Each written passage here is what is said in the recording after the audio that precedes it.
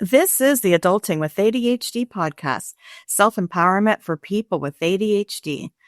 Today, I'm excited to have with me Heather Tingle. Heather is an ADHD professional declutterer and podcast host.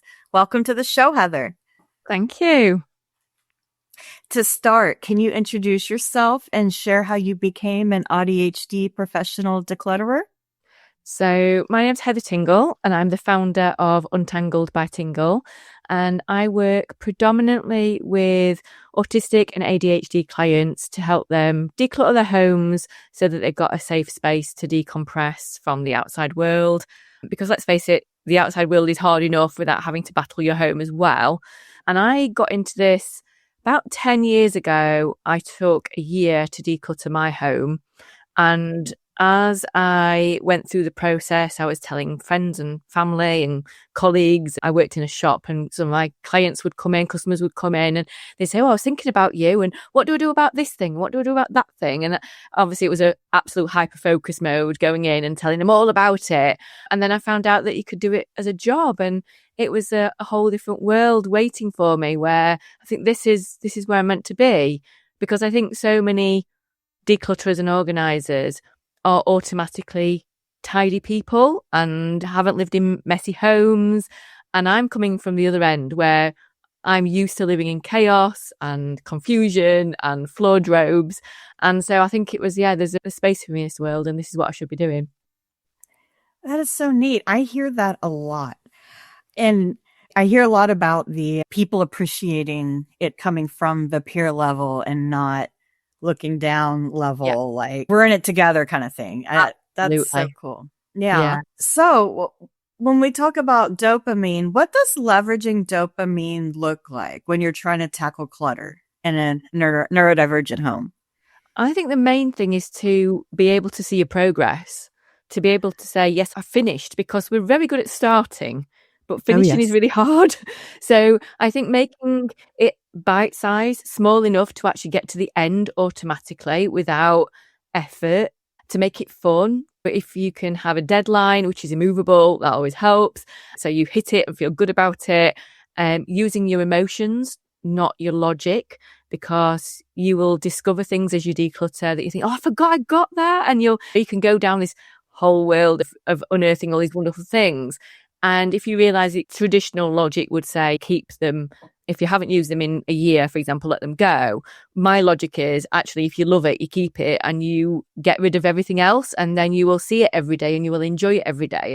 And that's the bit. So making it fun, making it bite-sized, having a deadline. So, for example, doing something with having music on or making it a competition or a challenge in some way, that will get you much further than getting all your clothes out onto your bed and then having to go through it and thinking it's a big task. And then you just run out of energy and motivation and then you have to throw everything off your bed to get in it. That's not the way to do it. Right. So why do so many traditional decluttering systems fail for our brains? I think they rely on consistency, motivation, and routines and effort with executive function that works. And I think if, like me, executive function does not work how you want it to, and you can't be consistent as much as you'd like to be, it's just not how my brain works at all. And keeping up with a routine, again, it's too hard for me. So I would struggle with that. And I think we've got this idea of how a perfect home should be. And actually, the perfect home is a neurotypical home. And it doesn't work for us. What we need to do is work with our brains rather than expecting it to conform to a neurotypical world, really. Absolutely. Can you share one small dopamine-friendly decluttering strategy that our listeners can try out? I think something that works really well for me is making it so small that it is achievable to do. So, for example, for me, I am really competitive. Like, I don't like losing against anybody or anything. So mine is, can I do something? So in the UK, we use kettles for cups of tea. So can I beat the kettle by doing X? So can I go through something really little, like go through your utensils drawer and just look at your spoons? And that's all you need to do. Look through the spoons. And can you do that before the end of the song that's playing on the radio or what podcast episode you're listening to? And try and beat something. And then something else which is quite fun is having a timer and running around your home and try to find all the pens in your home, for example, and then having them in one pot so that the next time you need a pen, like, I can go to that pot. I know there'll be some there. And that can be quite a fun thing to do. It's like, okay, how many am I going to unearth? Where are they going to be? Where ridiculous places have they ended up? Or maybe body doubling with somebody to see how many pens can they get in 20 minutes and how many pens can you get. Whoever wins buys lunch, goes and buys a coffee together, and you've got a reward at the end of it. Yeah. Sorry, that's quite a lot. Oh, that all sounds like fun. I can't wait to try the pen one. That one would be really helpful for me. So when someone says they just need more motivation, how do you help them reframe that and help them think of it more as you're setting it up for your brain instead?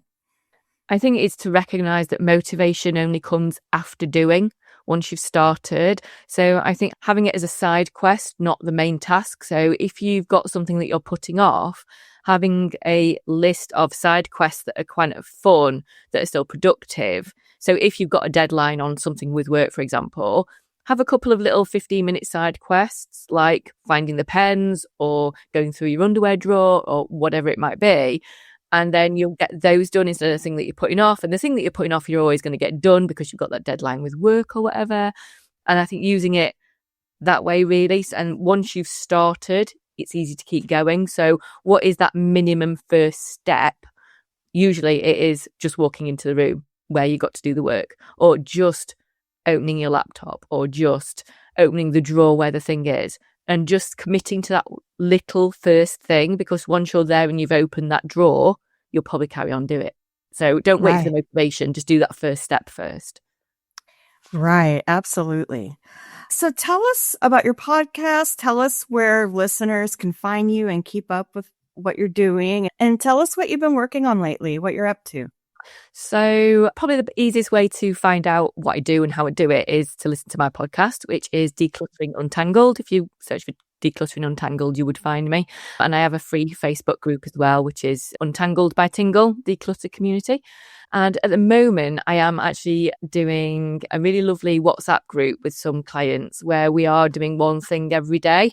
One day might be a rest day where we can catch up, but we're going through clothes at the moment and I'm loving it. At the minute, we've only been going a week and a bit, and there's been over 1,100 items removed from the group, and there's only like 17 people in the group. So it's really making my heart happy, like doing one little thing and we're getting amazing results from it. So it's all good at the moment.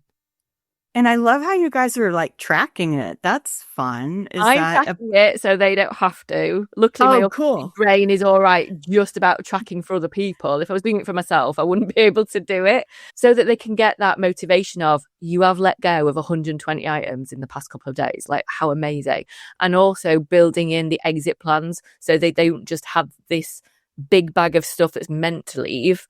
And never will, and they'll be tripping over it for weeks on end, or they'll be driving it around in their car for months on end. Right. Building that into it. So it's really fun at the moment. I'm enjoying delivering this. That is so wonderful. Anything else you wanted to add, Heather, towards the end as we close out? This is wonderful. This sounds like really helpful. And a lot of the things you've been sharing, it's come up a lot with our guests, is breaking it down in chunks, making it fun, making it enjoyable. And it just goes to show you that it's true. Sometimes it's really simple, but it works. It's true. Absolutely. I think the main thing to remember is work with your brain rather than fighting against it. And you will have a beautiful home that reflects you. And if it reflects you, it's going to be beautiful. It doesn't have to be like anybody else's home. It just has to work for you. So I would say the main thing to remember is look for the ease, how things are easy. Make it easy for yourself to put something back rather than the look of it. Because if you can maintain it and keep on top of it easy, then it's going to be a beautiful home. So don't worry about what everybody else does. Yeah, I love that. Thank you so much, Heather. You're very welcome. Thank you.